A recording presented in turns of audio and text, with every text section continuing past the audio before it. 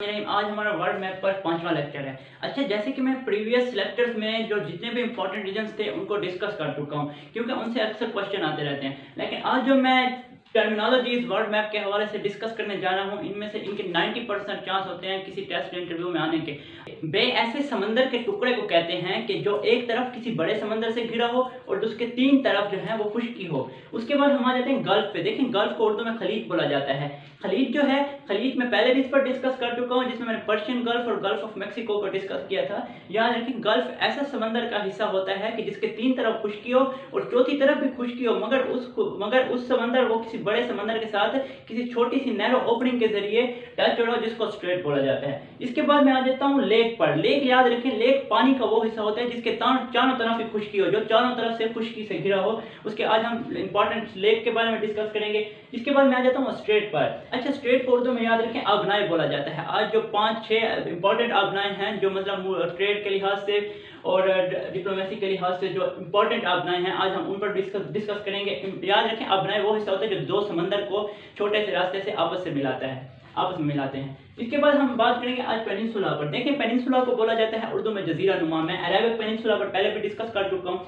Peninsula खुश्की का वो टुकड़ा होता है जो तीन तरफ समंदर से या तीन तरफ पानी से घिरा हुआ हो। और जो हमारा आज का फाइनल टॉपिक होगा वो होगा आइलैंड्स। देखें, आइलैंड्स किसको बोलते हैं? आइलैंड्स जो उर्दू में जजीरा बोला जाता है। आइलैंड वो हिस्सा होता है जिसके चारों तरफ ही पानी हो और दरमियान में खुश्की हो।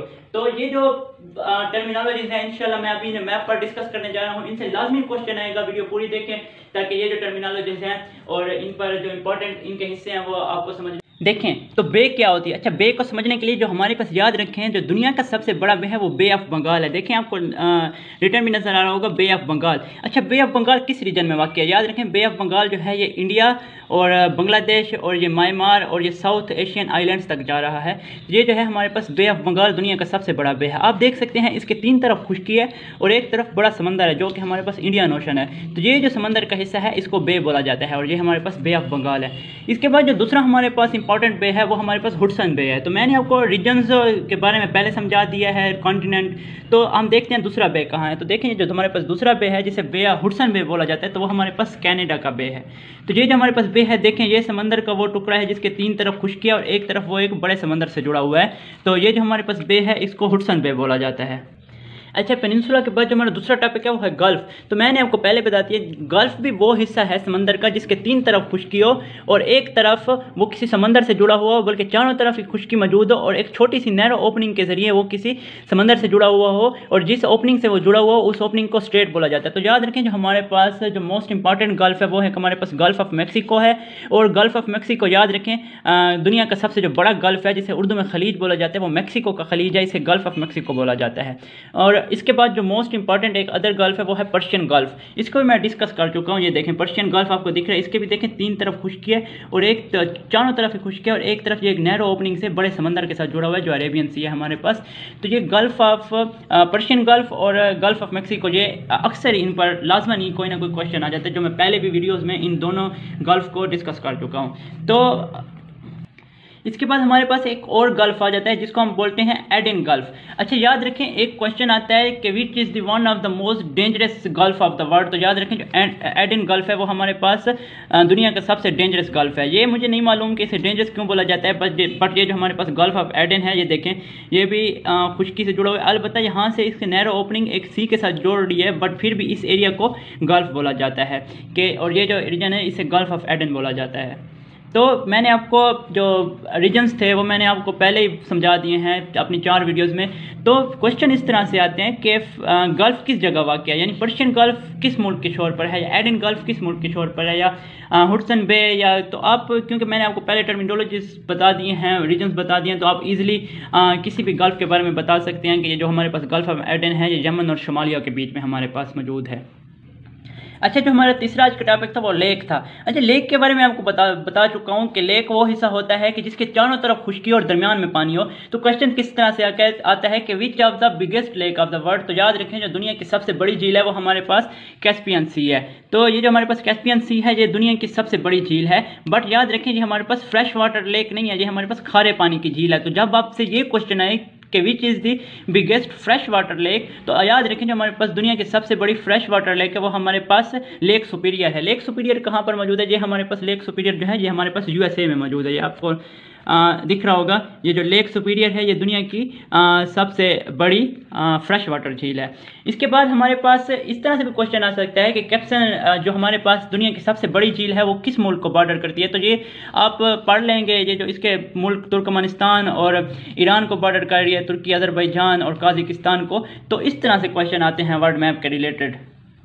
इसी तरह अगर आपसे पूछा जाए कि अफ्रीका की सबसे बड़ी झील कौन सी है, तो आपको याद होना चाहिए कि अफ्रीका की सबसे बड़ी झील जो है वो लेक विक्टोरिया है। ये आप देख सकते हैं, ये अफ्रीका की सबसे बड़ी झील है।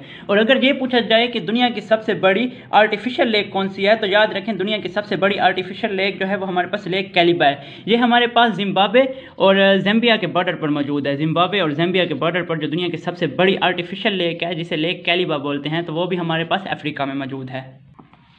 इसके साथ आपसे ये भी पूछा जा सकता है कि पाकिस्तान की सबसे बड़ी झील कौन सी है या पाकिस्तान की सबसे बड़ी लेक कौन सी है। तो याद रखें जो पाकिस्तान की सबसे बड़ी लेक है वो हमारे पास मंछर लेक है, और पाकिस्तान की जो सबसे बड़ी आर्टिफिशियल लेक है वो हमारे पास किंजर लेक है। तो याद रखें ये जो दोनों लेक हैं, मंछर लेक और किंजर लेक, ये हमारे पास सिंध के जो हमारे पास सूबा सिंध है उसमें मौजूद हैं। तो पाकिस्तान की लेक के मुतालिक भी आपसे क्वेश्चन पूछा जा सकता है। एक और बहुत इंपॉर्टेंट लेक है, ये भी पूछा जाता है जो हमारे पास पाकिस्तान का सबसे बड़ा रिवर है इंडस रिवर, ये हमारे पास किस लेक से आ रहा है? तो याद रखें हमारे पास जो पाकिस्तान का इंडस रिवर है ये हमारे पास मंसरूर लेक से आ रहा है, जो कि तिब्बत में मौजूद है। और तिब्बत याद रखें चाइना का हिस्सा है। तो जो हमारे पास रिवर इंडस है ये मंसरूर लेक से निकल रहा है।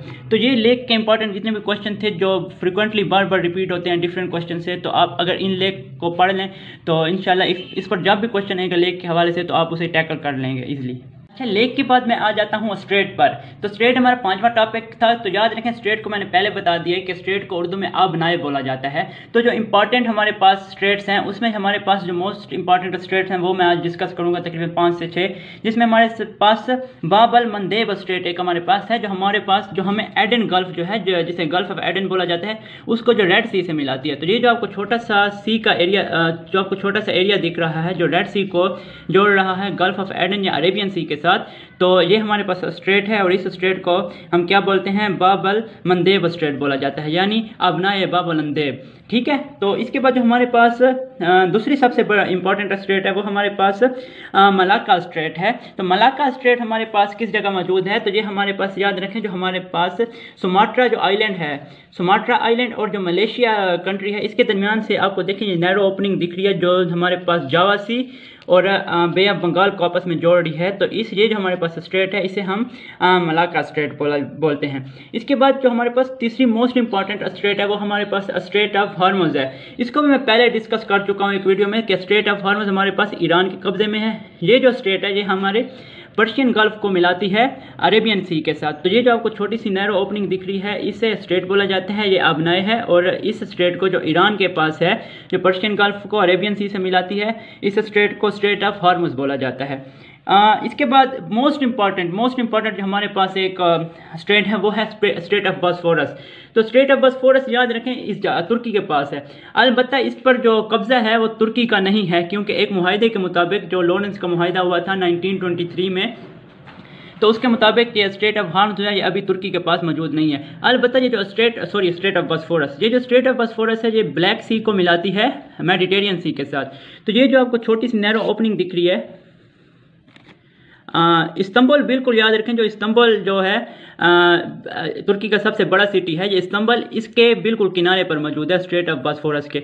स्ट्रेट ऑफ बॉस्फोरस जो है हमारे पास ब्लैक सी को मिलाती है मेडिटेरियन सी से। याद रखें जो हमारे पास ईस्टर्न रशिया है जिसमें उसका कैपिटल मॉस्को भी आ जाता है, इसकी जो ज़्यादातर तिजारत होती है वो इसी रास्ते के ज़रिए होती है, यानी ब्लैक सी से मेडिटेरियन सी में जो इसके बेड़े दाखिल होते हैं वो इसी रास्ते से ही होते हैं स्ट्रेट ऑफ बॉस्फोरस के रास्ते में। तो याद रखें ये जो हमारे पास हद है एशिया की और यूरोप की, वो भी ये स्ट्रेट ऑफ बॉस्फोरस है। जो स्ट्रेट ऑफ बॉस्फोरस का ईस्टर्न हिस्सा है वो ईस्टर्न तुर्की है, वो हमारे पास जो है एशिया में आ जाता है। जो स्ट्रेट ऑफ बॉस्फोरस के वेस्ट साइड पर हिस्सा मौजूद है, ये जो छोटा सा हिस्सा आपको दिख रहा है, ये हमारे पास जो तुर्की का हिस्सा है ये यूरोप में आ जाता है। तो स्ट्रेट ऑफ बॉस्फोरस के ईस्ट साइड पर हमारे पास एशिया है और स्ट्रेट ऑफ बॉस्फोरस के वेस्ट साइड पर हमारे पास यूरोप मौजूद है। इसी तरह एनातोलिया किसको बोला जाता है, तो याद रखें स्ट्रेट ऑफ बॉस्फोरस के जो ईस्ट साइड का जितना भी हिस्सा तुर्की का मौजूद है इसे एनातोलिया बोला जाता है और इसी को एशियाई कोचक भी बोला जाता है। इसके साथ हमारे पास एक और मोस्ट इंपॉर्टेंट स्टेट है जिसके बारे में मैंने भी एक बार इंटरव्यू में क्वेश्चन देखा था कि कुक स्टेट हमारे पास किस जगह मौजूद है। तो याद रखें जो हमारे पास कुक स्टेट है वो हमारे पास न्यूजीलैंड के जो 2 आइलैंड हैं उनको आपस में जोड़ती है। ये देखिए ये न्यूजीलैंड का एक आइलैंड है और ये न्यूजीलैंड का जो दूसरा आइलैंड है जो हमारे पास नॉर्थ और साउथ आइलैंड है न्यूजीलैंड के, उनको जो आपस में उनके दरमियान में जो एक स्टेट मौजूद है तो ये स्टेट जो है इसको बोला जाता है कुक स्टेट। इसके बाद एक और इम्पॉर्टेंट स्टेट है जिसको युकाटन स्टेट बोला जाता है। तो याद रखें ये जो हमारे पास स्टेट है ये हमें गल्फ ऑफ मैक्सिको को मिलाती है कैरेबियन सी के साथ। तो ये जो स्टेट है ये मैक्सिको और क्यूबा के दरमियान जो आपको ये रास्ता दिख रहा है इस स्टेट को युकाटन स्टेट बोला जाता है। तो ये इंपॉर्टेंट स्टेट थी। अब इस पर क्वेश्चन किस तरह से आता है तो आपसे पूछा जाता है कि कुक स्टेट किस जगह वाक़ है, या कुक स्टेट किन 2 समुद्रों को आपस में मिलाती है, या बॉस्फोरस स्टेट किन 2 समुद्रों को आपस में मिलाती है। तो मैं आपको डिटेल से समझा चुका हूँ और रीजन्स भी मैं आपको पहले बता चुका हूँ। यानी जब भी आपके पास इस तरह से क्वेश्चन आ जाए कि कौन सी स्टेट किस रीजन में मौजूद है या कौन सी स्टेट किन 2 समुद्रों को आपस में मिलाती है, तो इंशाल्लाह ये वीडियो देखने के बाद आप उसको इजीली टैकल कर जाएंगे। और वो क्वेश्चन जिस तरह से भी क्वेश्चन आ जाए स्टेट के बारे में, यही इंपॉर्टेंट स्टेट हैं, यही बार बार आती हैं और इन्हीं में से स्टेट पर जब भी क्वेश्चन आएगा तो आप इजीली उसे टैकल कर लेंगे इंशाल्लाह। अच्छा, जो हमारा चौथा टॉपिक था वो पेनिनसुला था। मैंने पहले बोला है पेनिनसुला जो है, पेनिनसुला को जजीरा नुमा बोला जाता है। तो इंपॉर्टेंट पेनिनसुला कौन से हैं तो हम याद रखें इंपॉर्टेंट पेनिनसुला एक अरेबिक पेनिनसुला है। ये देखें पेनिनसुला उस खुश्की के हिस्से को बोला जाता है जिसके 3 तरफ पानी हो। तो आपको 3 तरफ पानी दिख रहा है, ये वर्ड मैप टर्मिनोलॉजी और बहुत इंपॉर्टेंट टर्मिनोलॉजी है। तो अरेबिक पेनिनसुला के याद रखें, देखें एक साइड पर रेड सी है, दूसरे साइड पर अरेबियन सी है और तीसरे साइड पर पर्शियन गल्फ है। तो ये जो हमारे पास हिस्सा आपको नजर आ रहा है इस हिस्से को पेनिनसुला बोला जाता है। अलबत्ता जो अरेबिक पेनिनसुला है ये दुनिया का सबसे छोटा पेनिनसुला है। हाँ, ये दुनिया का सबसे छोटा पेनिनसुला है जहाँ पर लोग भी मौजूद हैं। अलबत्ता इससे भी एक छोटा पेनिनसुला मौजूद है जिसे एंटार्क्टिक पेनिनसुला बोला जाता है।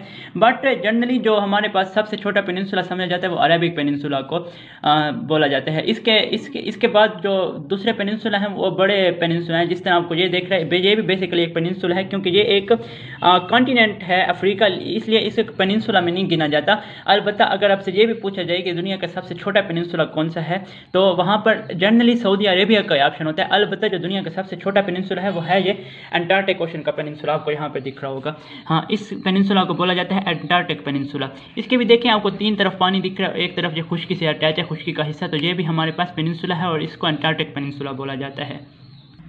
और आज की वीडियो का जो हमारा लास्ट टॉपिक है वो है आइलैंड। हम आइलैंड को डिस्कस करेंगे। तो मैं आपको आइलैंड के बारे में मालूम ही होगा जिसे उर्दू में जजीरा बोला जाता है। तो आइलैंड खुश्की का वो हिस्सा होता है जिसके चारों तरफ पानी हो। तो याद रखें दुनिया का सबसे बड़ा आइलैंड है वो ग्रीनलैंड आइलैंड है और ये इंपॉर्टेंट आइलैंड है। दूसरे जो हमारे पास इंपॉर्टेंट आइलैंड है जिनके बारे में क्वेश्चन पूछा जाता है वो हमारे पास सुमात्रा हो गया, सुमात्रा, बोर्नियो आइलैंड और बंगी आइलैंड। ये जो हमारे पास आइलैंड है ये इंपॉर्टेंट क्वेश्चन है जो मैं प्रीवियस वीडियो बना चुका हूँ, उनमें मैंने सुमात्रा और बोर्नियो आइलैंड और बंगी आइलैंड को डिस्कस कर चुका हूँ।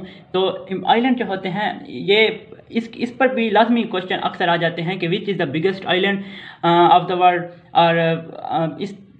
or which is the biggest island of Malaysia, or which is the biggest island of Indonesia, or which is the biggest island of Indian Ocean, or which is the biggest island of Atlantic ocean. तो इस तरह से question हमारे पास आ जाते हैं।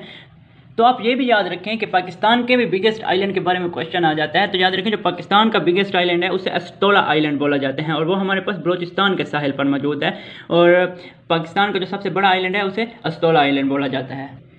तो friends ये थी आज की हमारी सारी वीडियो जिनमें हमने बे, गल्फ, लेक, स्ट्रेट, पेनिनसुला और आइलैंड को डिस्कस किया है। इंशाल्लाह मैं गारंटी देता हूँ कि आप जब भी किसी टेस्ट में बैठे होंगे और आपसे इन टर्मिनोलॉजीज़ के बारे में क्वेश्चन किया जाएगा तो 90% आपका जो क्वेश्चन होगा वो सही होगा।